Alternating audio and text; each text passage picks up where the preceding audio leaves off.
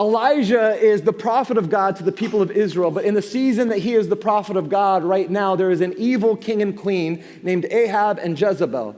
And Jezebel, like her name implies, is not an awesome woman. She brings in the worship of the false god Baal to the nation of Israel, and she begins to put to death anybody who is a prophet of God.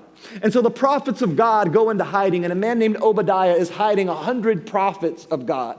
There's 7,000 Christians that are still left in the nation, but they all go into hiding because to be a Christian publicly is death. And the prophets of Baal begin to worship this false god.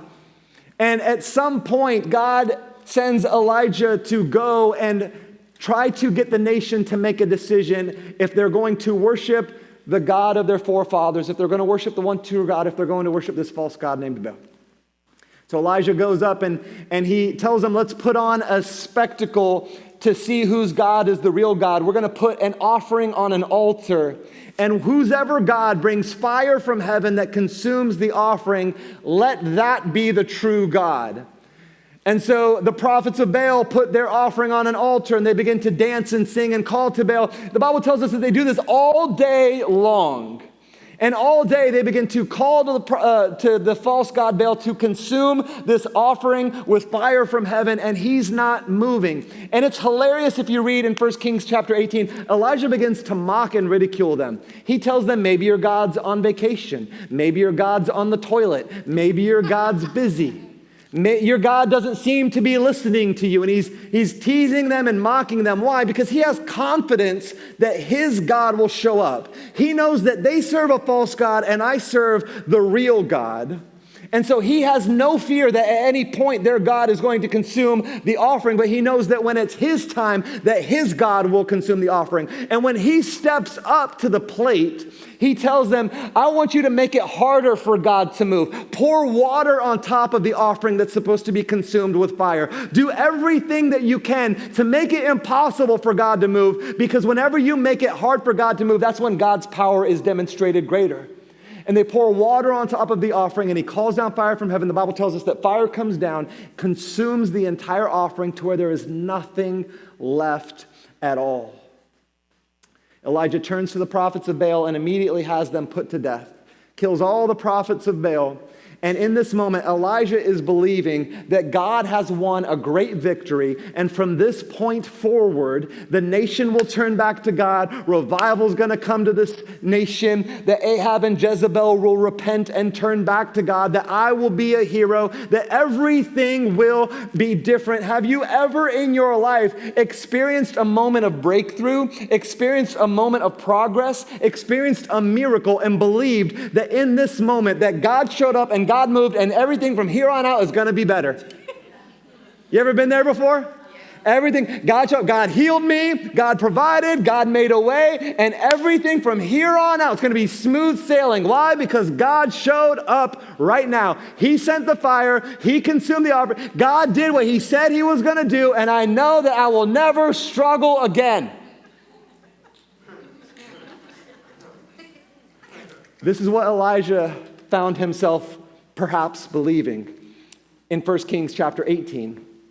But in 1 Kings chapter 19, it says, when Ahab the king got home, he told Queen Jezebel everything that Elijah had done, including the way that he had killed all the prophets of Baal.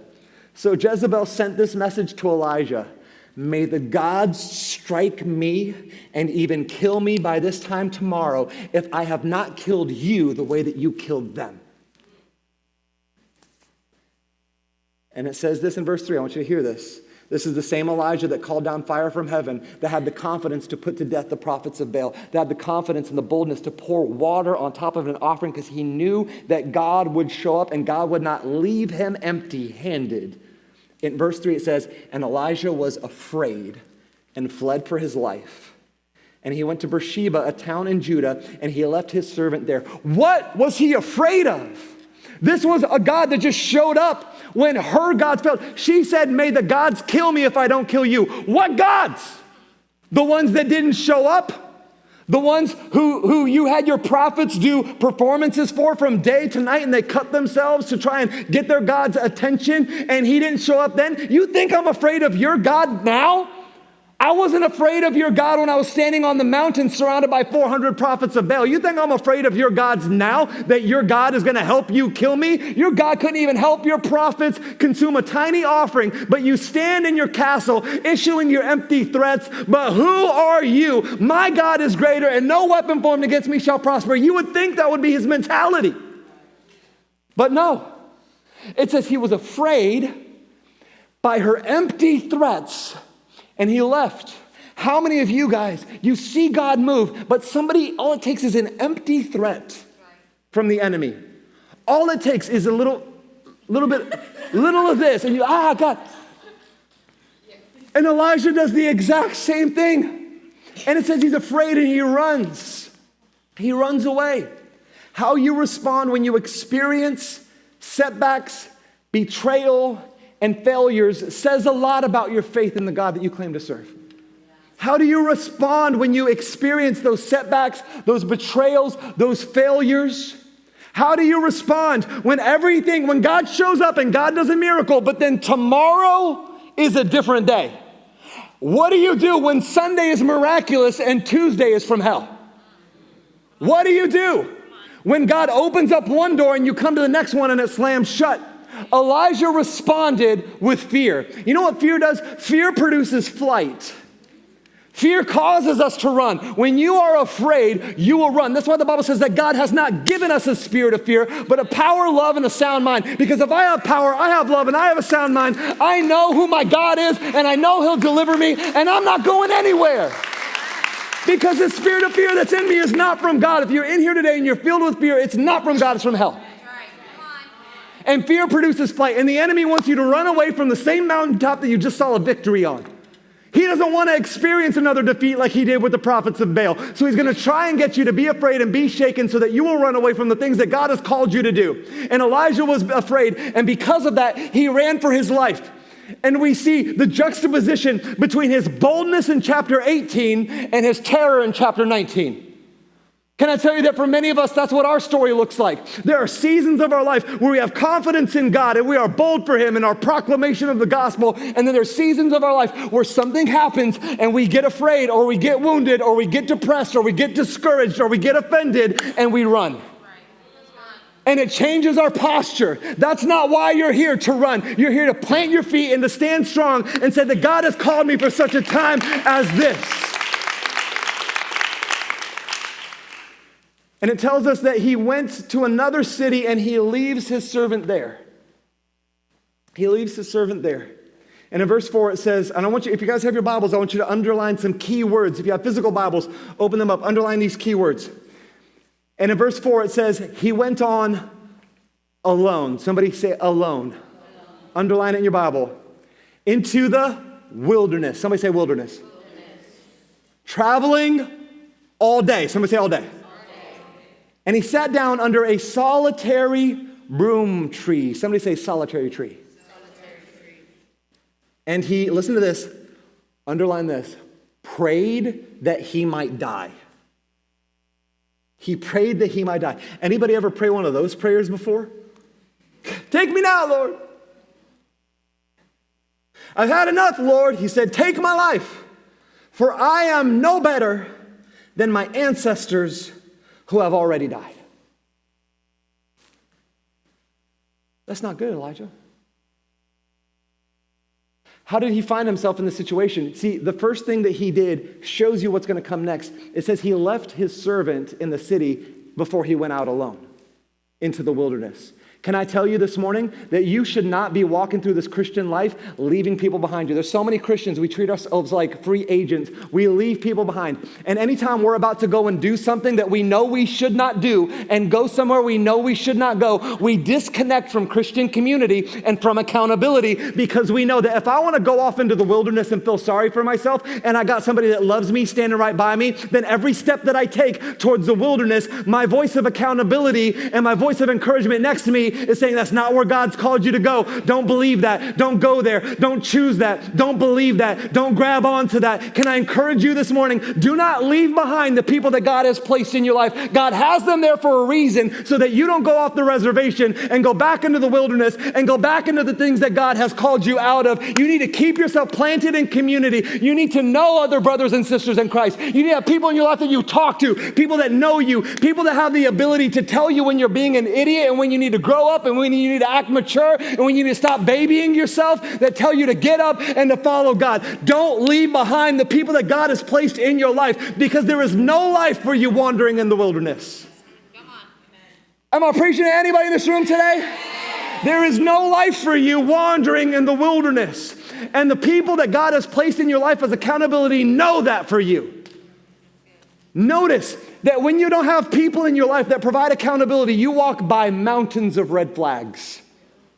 Mountains of red flags. Have you ever experienced a red flag in your life that you didn't see? You're like, I wish somebody told me. Who? Who would you let tell you? How many of you guys, you've ever had somebody in your life and you're like, they're dating somebody and you know they're a red flag, but you're like, they're not going to believe me if I tell them. Are you with me? Some of you guys, nobody could tell you about the red flags in your life because you have cut them off from the ability of being able to speak into you. Everybody in this room, you need somebody that can provide you accountability, that can speak into your life. Everybody. Well, I don't like what they have to say. Too bad. You need to hear it. It's for your benefit. It's to prevent you from wandering off into the wilderness. Look at all the red flags that he is able to walk by, and he's able to walk by them because he has no accountability. Notice the red flags. Alone. He wandered alone into the wilderness. I don't know about you, but the wilderness is the one place I don't want to go by myself. Are you with me? You know what else is a red flag? The word wilderness.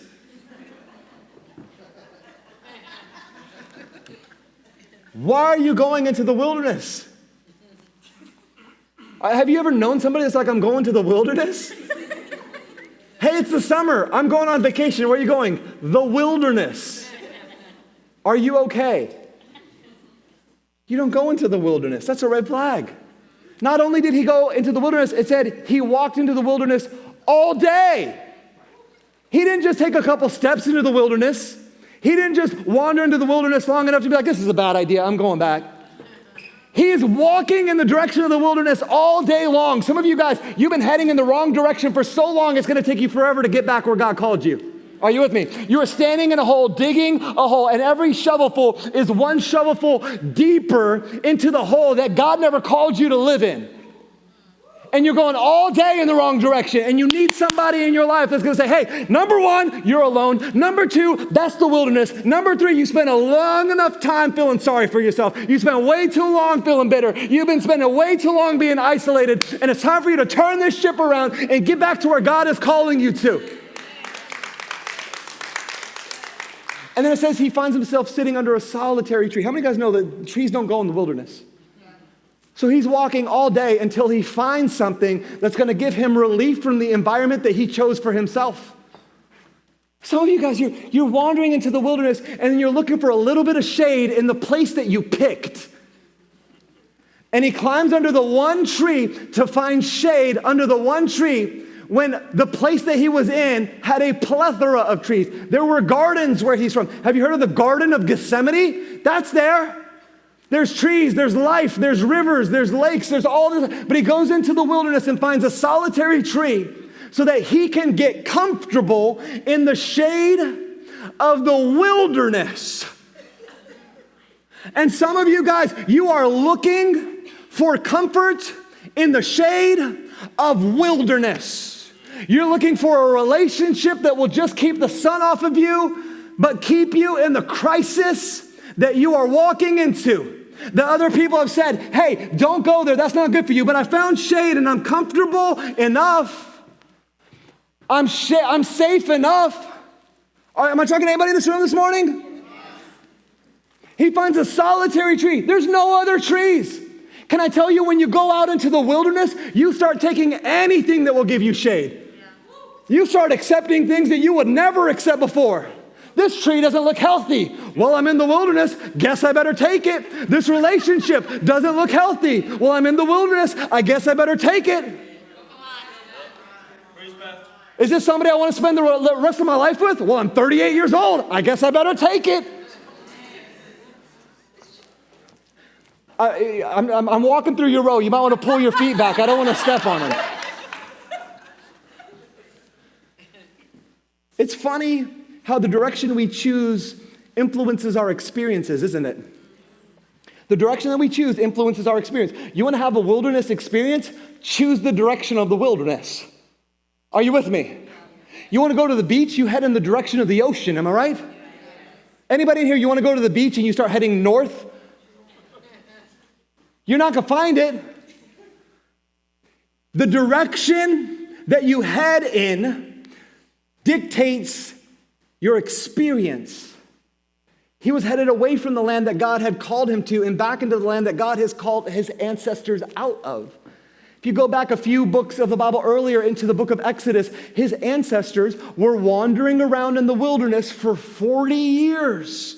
And then they came to the promised land, and he is the prophet to God's people in the promised land, but he's going back into the wilderness. And for some of you, you've had a discouraging season, and you're going back to the things that God has called your family out of. You're choosing generational curses. You're choosing patterns of addiction and behavior and outbursts of anger that you saw your parents demonstrate to you, but God called you out of it and said, this is not good for your family or for your future, but it's what you know, and it's where you feel safe. And so you run out of the promise and back into the wilderness looking for something that feels familiar and feels safe, because there's nobody else in the wilderness. There's nobody there for a reason, because they're not where God has called them out of either. You got to be in the promised land to be around people of promise. Don't go back into the wilderness. There's nothing for you there. And some of you are wondering, why? God, why? Why does my life like this? This is the path you chose. This is the path that you chose. Pastor, that's not fair. I had somebody do something horrible to me. I had a tragedy happen in my life that I had no control over. Somebody else came after me, and I was an innocent victim. Do you think Elijah was an innocent victim here? He was just doing what God called him to do, and now an evil queen is threatening to kill him. That's a terrible situation where he is a victim of a person that is in a position of power that wants to take his life, even though he was doing the right thing that God called him to do. He did nothing wrong, but this person repaid good with evil, and now he is in a situation where he can only choose how he's going to respond. Can I tell you today that there will be people in your life that do evil things against you, and you can't do anything about what they did to you. The only thing that you can do is choose how you will respond. What path will you take? Will you stay with your feet planted on the mountain where God just provided a breakthrough and a victory and say, I'm not going to leave. This is a hard fought hallelujah that I stand on. This is a mountain where God showed up. This is a miracle place, and you're going to have to move. You want me? Come and get me, because I stand in front of the smoldering ashes of the miracle power of God. You need a testimony of what my God can do. Look no further than behind me at the dead prophets of Baal and the burnt offering. You want it? Come and get it. There's nothing for you in what God called you out of. And you go back to what God called you out of, you find yourself in these seasons like Elijah does, where he's praying this prayer. He says, I've had enough, Lord. Have you ever prayed that to God? God, I've had enough. Let me off the ride. I've had enough. That's how his prayer starts. You know what's interesting to me? The declarations that we make, they direct our outlook on life. I've had enough, Lord. When you start praying this way, it affects your outlook on everything. Because he starts with I've had enough, and then he ends with take my life. Can I tell you that the declarations that you make direct your outlook on life? If you're talking to your spouse, you're like, I just hate it when you. Hey, there's not a big difference between I hate it when you and I want a divorce. You with me this morning? When you say I'm overwhelmed, there's not a big difference. There's not a big divide between I'm overwhelmed and I quit. The words you say in the wilderness will determine whether or not you make it out of it. Did you hear that today? Because your declarations determine your destiny. And many of you, you are talking and praying about your problem in such a way where you are abdicating the victory that God has already given to you. He just experienced a breakthrough and he says, I've had enough. Some of you, you're in these seasons of life where you could have more faith, where you could have more hope, where you could have more courage, where you could have more belief, and you could say, God, you provided for me already. I know you're going to provide for me again. And that will not shape your perspective, will it? How many of you guys, you've ever seen somebody that was in a difficult situation, but their perspective of it was positive, and so they were able to approach a difficult situation with a better outlook because they had a declaration over it that determined their destiny? I've seen people in my life that have been crippled by things that other people breathe through. Why? Because the people that breathe through it choose to have a different outlook on it. And Elijah finds himself wishing that he was dead. And he felt like he was the only one left, when in reality, there were over 7,000 people who worshiped God still left in the nation. Can I tell you something this morning, church, that you need to hear? You're not the only one. You're not the only one. And there's many people in here today, you feel like you're the only one. I'm the only one that's suffered abuse in my life.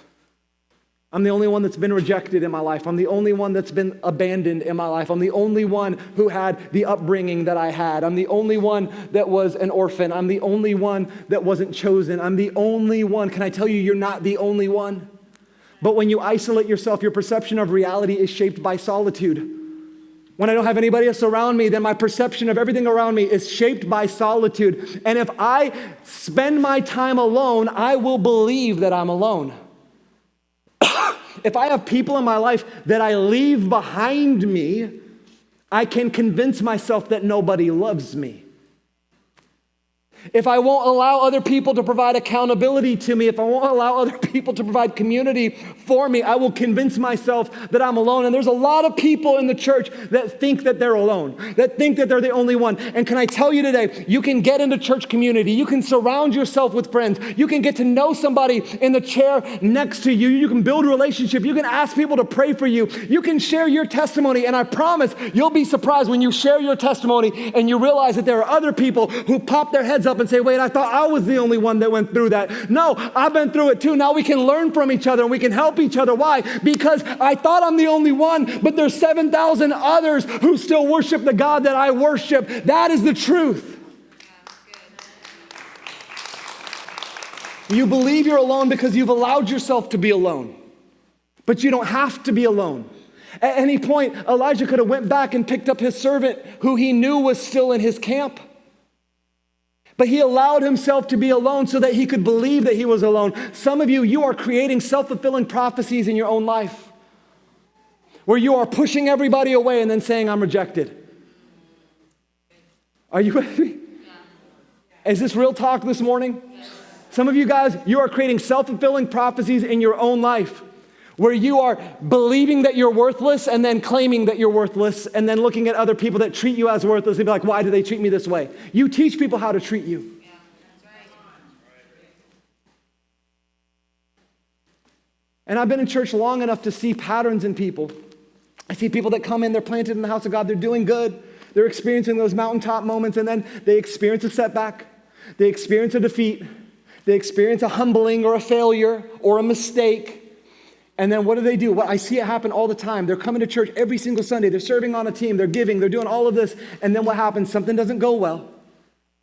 And then they stop serving on a team. And then they stop giving. And then they stop attending regularly. They go from every single week to every other week to once a month. And then they start drifting. And then people from church text them. And they'll respond at first. And then they'll stop responding as much. And then they'll stop responding at all. And then at some point, a year goes by and you don't see them and nobody's been able to hear from them, and you see them in the store, like, hey, where have you been? They're like, well, I was gone for 6 months and nobody reached out to me. You left. You left. You stopped responding. Are you with me? In chapter 18, Obadiah tells Elijah that he had hid 100 prophets, but in chapter 19, he's saying, I'm the only one left. Isolation causes us to discredit companions and champions in our own camp. Are you with me? Isolation causes us to discredit companions in our, no, they don't count. They don't count. No. It's not the same. I've been around long enough to see people in church who have friends, and they're like, well, I'm not friends with those people, so I'm not wanted at this church. What? You're not meshing with those 3 people, but you've got 30 other friends and you feel like you don't belong? Well, who are you talking to? Can I tell you something? That is a lie from the enemy to cause you to drift, because people that drift don't make it. People that drift die. We see Elijah wandering out into the wilderness. In verse 5, it says, then he laid down and slept under the broom tree. And as he was sleeping, an angel touched him and told him, get up and eat. And he looked around, and there beside his head were some bread baked on hot stones and a jar of water. Yo, they just DoorDashed Elijah in the desert. I don't know what God's done for you, but God's never baked me a sourdough loaf and delivered it on hot stones. I think for me, that would mean more than the fire from heaven, if I'm being perfectly honest, okay? I'm a big back. I need God to provide me with a meal. So he looks and he sees the bread baked on hot stones and a jar of water. Listen to this. So he ate and drank and lay down again. He ate and drank and lay down again. Then the angel of the Lord came again and touched him and said, get up and eat some more, or the journey ahead of you will be too much for you. Can you just imagine the angels showing up and providing him with bread they brought him Panera from heaven. And they lay it out for him, and they're like, okay, he's discouraged, he's depressed, but he's got to get out of this wilderness, so let's give him some food so he'll be strong enough to go. And they lay it out, and he wakes up, and he sees the food, and he's like, nom, nom, nom, nom, nom. And he goes back to sleep. And the angels are like, I see where we went wrong. We just gave him the food, and we assumed he would know that meant it's time to go back. And so they make him another meal, and they're like, Elijah, wake up. We're sorry. See, there was a reason we gave you that provisions. It was to give you the energy that you needed to get out of the wilderness and get back home. But we didn't tell that to you. We just assumed that you knew it. Our bad. So here's another one on us. It's on the house. Here's the meal. But let's be clear. We're giving you this food so that you have all the resources that you need to get out of the desert and go back, because God needs you back there. And when I look at that, I have a question for us. Are we consuming the provisions of God, or are we converting them into the resources and the energy that we need to do what God's called us to do? Are you just consuming, or are you converting? Because when God gives you provision, God is giving you provision so that you can put it into your body, and those calories become units of energy that enable you to move and do what God has called you to do. Are you with me today? Yeah. But when we go through loss or trauma or failures, it's easy to become a consumer, isn't it? It's easy to become a consumer. You come to church and you're like, well, I'm in church, but I have church hurt. I got hurt at the last church that I was at, so I don't want to do anything. I just want to come, and I just want to sit, and I want to eat, and I want to sleep, and I just want to be fed for a while. Hey, that's okay. I hope that you come and you're fed. But when you get fed, you need to allow God to use those resources to be converted into energy for you to get back on task and back on mission. Because otherwise you're just going to lay underneath that broom tree and sleep and consume.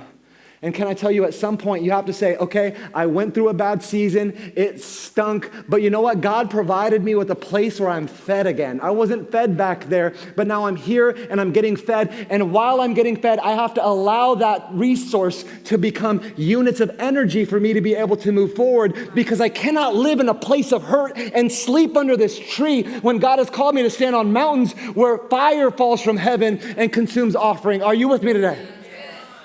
God provided for Elijah to have strength to get up, but Elijah consumed the provisions of God instead of converting them into energy to endure. What are you doing with God's provisions in your life?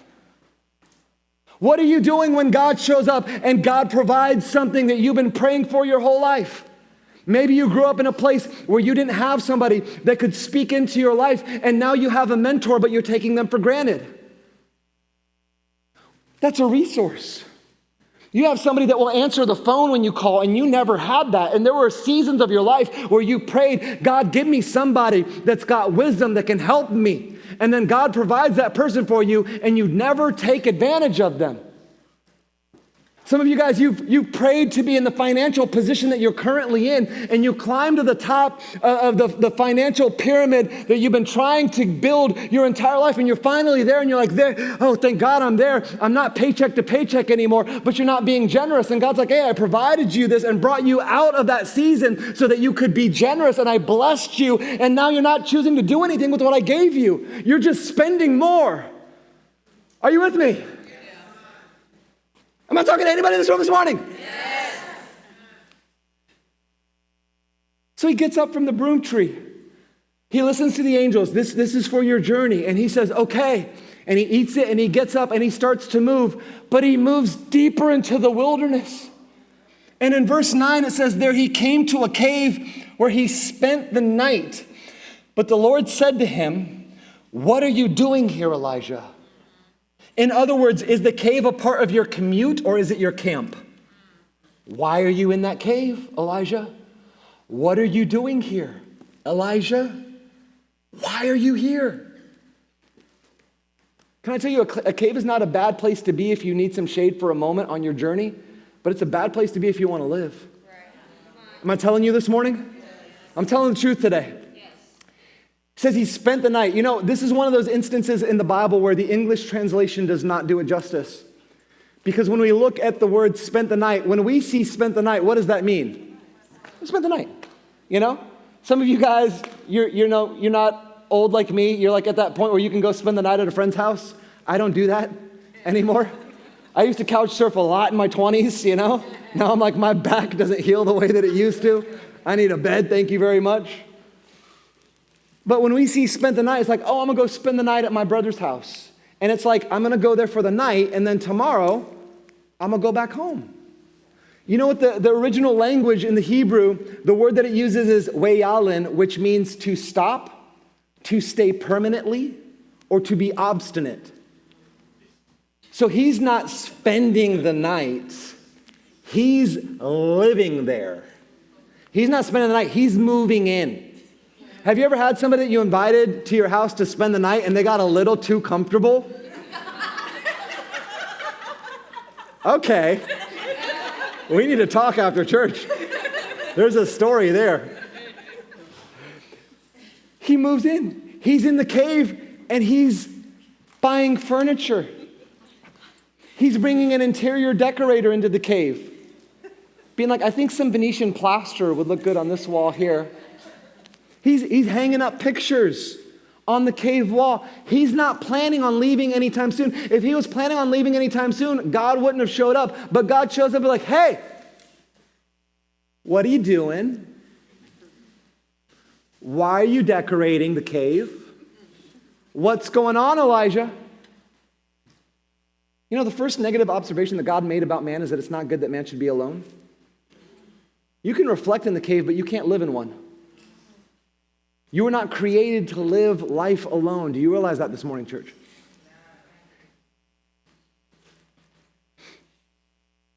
And so he runs into a cave, and it's so funny to me because in chapter 18, Elijah was a wanted man.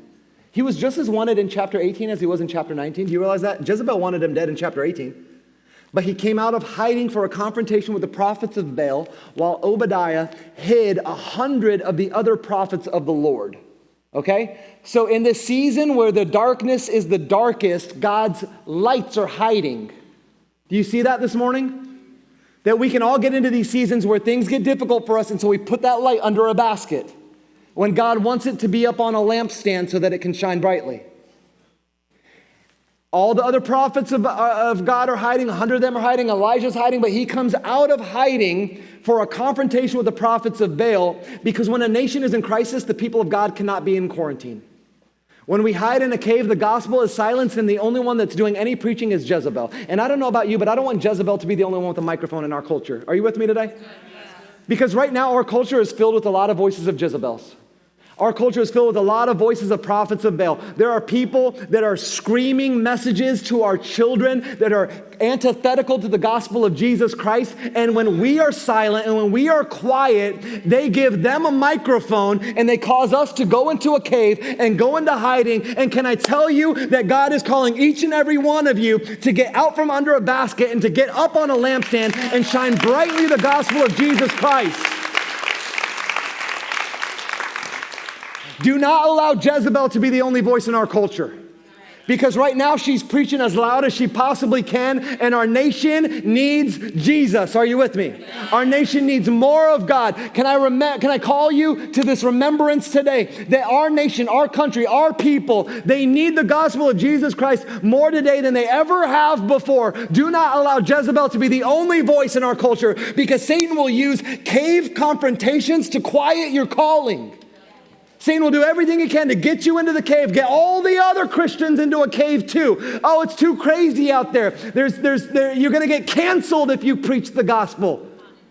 You might lose your job if you tell somebody. People might not talk to you anymore. Can I tell you, it's not as bad as what Jezebel was trying to do to Elijah. Can I encourage you, don't have the same level of fear that he did when the consequences aren't even as bad as his were. Get out and preach the gospel. There is no life for you in the cave. And God is standing on the outside of the cave asking you, why are you here? I didn't create you to live in a cave. When Lazarus got put into a cave, Jesus called him out of it. When Jesus was laid in a cave, they even rolled a stone in front of it to keep him inside. But that stone got rolled away and he came walking wide out, because miracles happen when you leave the cave. Miracles happen when you leave the cave. And God's plan is not that you stay stuck. It's that you come out. Come out of the cave, church. Come out of the cave. What is your cave? Your cave is fear. It's anxiety. It's depression. It's bitterness. It's offense. It's shame. It's condemnation. Are you listening to me this morning, church? And you're living in that cave, and it's time for you to come out of it. Come out of your shame. Come out of your bitterness. Come out of your anxiety. Come out of your fear. Come out of your trauma. Come out of your wound. Come out. Come out of the cave. And I feel that there are many people in this room that have climbed into a cave and are contending with complacency, and you need to hear God saying, come out of the cave. Come out of your shame. Come out of your brokenness. Come out of your hurt. Come out of your trauma. He's saying, what are you doing here? What do you say when he calls you? Do you know what Elijah said when God showed up and said, what are you doing here, Elijah? This is what Elijah says in verse 10. He replied, I have zealously served the Lord God Almighty. But the people of Israel have broken their covenant with you, torn down your altars, and killed every one of your prophets. I know there's 100 left, but I'm believing that everybody else is dead. I'm the only one left, and now they're trying to kill me too. Where's the story of the fire from heaven, Elijah? Where's the story of the other 100 prophets of God? Where's the story of the other 7,000 believers in your nation? And God hears this, and God says, go and stand before me on the mountain, the Lord told him. And as Elijah stood there, the Lord passed by, and a mighty windstorm hit the mountain. And it was such a terrible blast that rocks were torn loose, and the Lord was not in the wind. And after the wind, there was an earthquake, but the Lord was not in the earthquake. And after the earthquake, there was a fire, but the Lord was not in the fire. And after the fire, there was a sound of a gentle whisper. When Elijah heard it, he wrapped his face in his cloak and he went out and stood at the entrance of the cave, and his voice said, what are you doing here, Elijah? This is his second chance to change his answer. This is his second chance to recognize that the God that brought fire down from heaven just created an earthquake and just created a fire in the middle of the desert. And then he showed up in quietness to show me that he is powerful but still gentle. And he's so holy that I have to cover my face because I can't even look at him. And he's asking me one more time, what are you doing here, Elijah? And Elijah replies again, I have zealously served the Lord God Almighty, but the people of Israel have broken their covenant to you, torn down their altars, and killed every one of your prophets, and I am the only one left, and now they're trying to kill me too. You just said that. Any parents in here, you ask your kids a rhetorical question, and they answer it wrong, and so you ask them again with your dad voice to give them a chance to not get a whipping.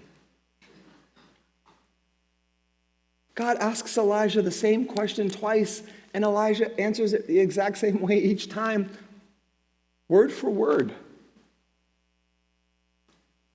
Church, we can have repeated encounters with the supernatural power of God and it still not alter our response.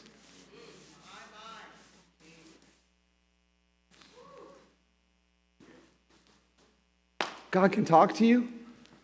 God can demonstrate his power to you. God can prove himself time and time again, and you still answer him the same way that you always have. And Elijah responds word for word. You know why he responds word for word? Because Elijah was living in a narrative. You ever see a politician that has a talking point? It's the most frustrating thing ever. Because you're going to the politician, you ask them a question, and they respond with their pre-prepared answer. And then you guys ever see those news clips where they show the politicians all repeating the same talking points, word for word, like a bunch of robots? And you're like, when can I get to a person? Excuse me, I don't want an automated answer. I want a human being to tell me something. But they're repeating talking points. Why? Because they're living in a narrative. Elijah is living in a narrative. You know what a narrative is? It's the story that you tell yourself. The story that you tell yourself becomes the reality that you live in. And every time you meet somebody, you tell the story the exact same way. No, I was abused when I was 7 years old. And because I was abused at 7 years old, I am broken and I have bad relationships with people my entire life because that was my reality and that's the way that it is and that's the way that it's always going to be. No, I grew from a broken home and both of my parents were divorced and there's been divorce that's run in my family, so I'm going to run. That's why I had a divorce, because that's what I saw from my parents, and that's what I'm going to do because that's what I experienced. And no, every time I try to put myself out there and be vulnerable, somebody hurts me, and so I'm just somebody that gets rejected, and that's who I am. I'm a person that gets rejected. That's my story. That's who I am. That is a narrative that you live in, and narratives can be so powerful that they become a reality that we won't even allow God to call us out of. God's like, that's not the reality I created for you. Well, that's the reality I've experienced so far. That's the direction I've been heading in life. He's like, yeah, I'm trying to get you out of that direction and into the direction I'm calling you to. I'm trying to get you out of the wilderness and into the promised land, but you're living in the narrative of the wilderness. What story are you telling yourself that is so powerful that God himself can't even break through? What story are you telling yourself right now that you've told yourself for so long that the lie becomes more powerful than the truth of God? That when he tries to speak to you, his light can't even pierce that darkness because you put the cloak over your head. You don't even want to see what God has for you.